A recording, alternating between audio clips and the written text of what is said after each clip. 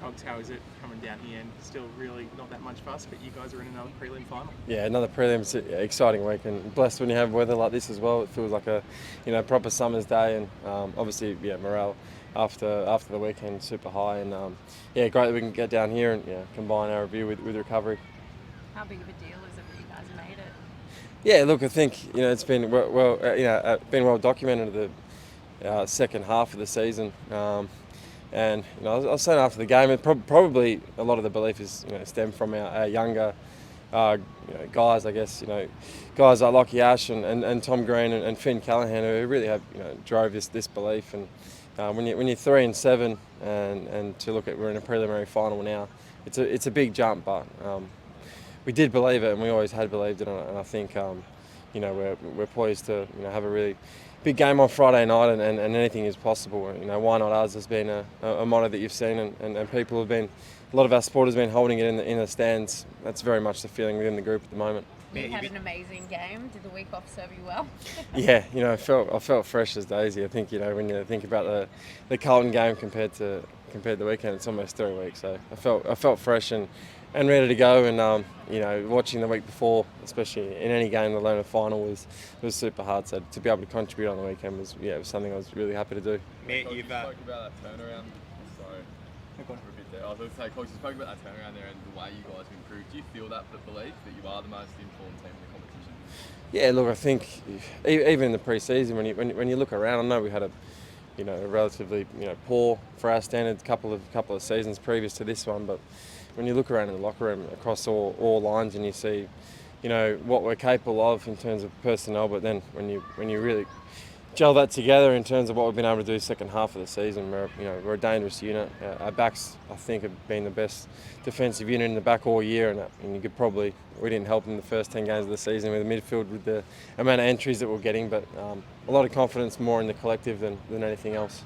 Lockie Whitfield said that it was like being 12 years old again and enjoying your footy. How has it been for you just out there playing with this team? Yeah, definitely feel that way. I think when you look at probably 16, 17, 18, I was 23, 24, and you think these big games just roll on all the time, and then to be on the roller coaster that we have on, I've been really proud of the group and what we've been able to achieve, but to say that we want more is something that we're really keen to do, and I think it starts on Friday night. But like Lockie said, us 29, 30-year-olds meant to be the veterans in the team now. When we rub shoulders against some of these younger guys, it feels that way for sure. When you became captain, you said that you needed to lean quite a lot on Toby, and you said this is our team. Tell me just about him as a leader and how you've seen him this year just really grow into that leadership role. Yeah, I think being named All-Australian captain was something that was thoroughly deserved. I've seen him in that mould all year. I think he thoroughly deserved that. But what he's been able to do on field and the stuff you see behind the scenes is really what's helped this group, galvanise this group in particular. He's always keen to show other guys some footy craft, but his mentality is second to none. And I would very much try and find someone in the competition that has a stronger mind than him.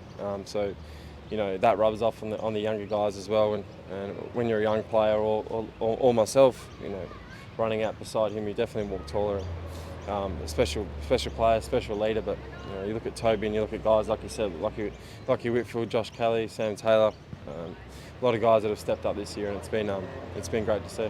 Based on your own form again, Coach, another great game on the weekend. The end of a really great season. Do you think you're in career best touch going into the preliminary final? I'm not sure. I don't have time to think about that at the moment. I was thinking about tickets yesterday. I've done that, and now just about recovery and getting ready for hopefully seeing a lot of orange in the crowd on Friday night and reproducing something similar to what we saw on Saturday against Port. Now, can you give us your memories of the 2019 prelim? I know you weren't playing. Were you watching it with Toby? I can't imagine he's very good to watch a game of footy with. Yeah, no, I think I've said it a couple of times. I remember we're in a situation, heavily the underdog against Collingwood, and I remember watching it in a box at the top with the players that weren't playing, and with about 5 minutes to go, I said it's done.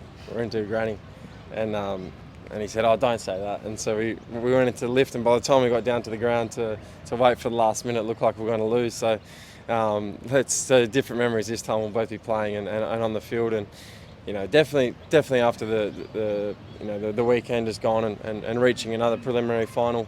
For me personally, it was great just to have a quick moment after the game and quick pause to realise that last time we went through something similar, I wasn't a part of it. So I'm just very blessed and honoured to be a member of this team and squad. And when I say squad, that's staff and players included. You talk about feeling refreshed. Was there ever a point did you ever have any doubt that you wouldn't feel that same way about footy, that you would keep overthinking it?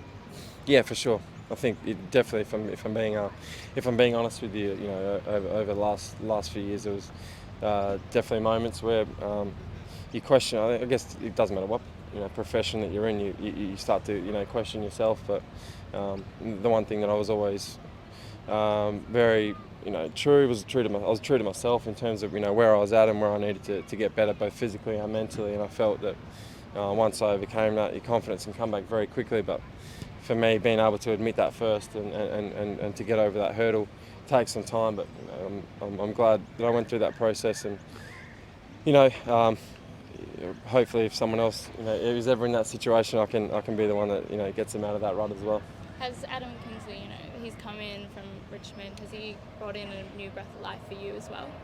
Yeah, me personally, but I think the whole team and the whole football club, I think it's a wonderful place to. Of course, when you're winning games, it's a lot easier, but it felt like that when we were losing games as well. And I think not only the players but the staff are right behind what we're trying to do on the field at the moment, and you can see that. I guess you guys just being here today and being around the group, it's a really positive feel at the moment, and something that we're really keen to keep going for another week after this. What did Tina say to the group after that game on the weekend? Yeah, he was just saying that we're really really proud of our efforts. We were only there a month earlier and probably had one of our worst losses of the year, so to be able to turn around that quickly, and he was just saying they were really proud, and for to reach another prelim, of course is the the big ticket item from the weekend, but it was a really collective effort from the weekend, and he just couldn't be prouder of the group. Over the last 2 weeks, we've kind of seen those second quarters be really pivotal to the results you've been able to kind of produce. Has that been a concerted effort, or is it just something that's happened in both games? No, I think it was definitely on the weekend. It just eventuated that way. I think Port actually started really well, and I thought maybe in the first 10 minutes that their pressure was better than ours, but I thought we did a really good job at minimising the effect that had on the scoreboard. But then once we were able to turn that around and convert some of the scores in that second quarter, it went a long way to us feeling really confident at half time. But we probably left maybe 3, 4 or 5 goals out there in the second quarter as well. So that's how dominant we were in that quarter. But it wasn't a let's come out now in the second quarter. I think it was just a flow on from the first quarter, being able to minimise their damage and then extract it in the second quarter. Just going into that second half, or going into half time at least with that momentum, does that give the group a real boost? Yeah, I think so for sure. I think just being able to realise that we can do it. As I said, but we were there only a couple of weeks earlier and weren't able to turn them. We weren't able to to silence the crowd, and it felt like we genuinely had 40,000 against us that day. Where on the weekend, I'm telling you, we could hear every cheer, everything that was coming from the orange tsunami in the crowd. So hoping that's the case. I know there's going to be quite a few black and white there on the weekend, but if we can get 20,000 in orange, that'd be awesome. You've been around quite a few great Giants teams in the past, right from the start. Is this the best Giants team that you've been a part of? In terms of team, yeah. In terms of the collective, yeah, without doubt. I think I read something that Toby said, maybe a couple of weeks ago, where it's maybe the least talented side that he's played in, but the most belief, the most confidence he has in it, I'd second to that. I think we've definitely had a better group before in terms of individuals, but the collectiveness of this team this year is definitely the closest it's been and the most confident I've been in it. You've missed a few of the MCG final wins. What would it mean to finally get one this weekend? Yeah, it meant a lot. I think a lot of guys haven't played in these games as well. In terms of when I say about a couple of the younger guys in the team, and they're always quick to ask, what was it like when you're playing in these big games, and it's why you play footy. I think it's what you dream of as a kid, and special moments like this aren't to be taken too lightly. So to be able to enjoy the moment and be out there is something that we've been able to do over the last fortnight and hopefully another fortnight to come. Just going back to Kingers, was there a point at the start of the year where you realised it was going to be different under him? Yeah, I realised it was going to be different when I think the day he got announced. Toby, Josh Kelly and I met him just very briefly, and honestly, the first conversation that we had with him, that I had with him, I walked away. So excited. Going into an off season when you're wanting to rest, it felt the opposite, and it felt like he knew exactly what he wanted to do, and not even from day one, because he was in there the whole time. By the time those older guys got back, it felt different from the start. And Leon was great at that. Mark McVeigh, when he took over, was obviously great at that. But what COVID threw up, and then with what's happened over the last couple of years with our form, Kingers was able to bring not only the players but the staff back into to falling in love with the club again. And I think our supporters, whether you see it online or whether you see it in our AFLW program, netball, everyone's right behind this organisation, and he's been a sole pillar of that for sure to lead that. Can you pinpoint what it is exactly about him? Is it him as a person? Is it his philosophy? Oh, I think it's everything. I think he's obviously a wonderful coach. I know Toby was All-Australian captain. I hope Kingers wins Coach of the Year. That's for sure. I think he thoroughly deserves that. I can't pinpoint one thing, but the one thing that is great to see is how he can include everyone and bring everyone along for the ride. 90,000 at the MCG against the benchmark in the competition, basically. Is that a daunting prospect, or is it exciting? What are you kind of feeling? No, full of excitement. I think we after the week, really confident in what we've been able to do. Like I said, the second half of this season, and really confident in our game and in one another. So it's one just full of excitement, and of course there's going to be a big crowd. But like I said earlier, that's something that we've all dreamt of, and to play in the game on Friday night, it's going to be a massive occasion, big blessing, but one that we can't wait for.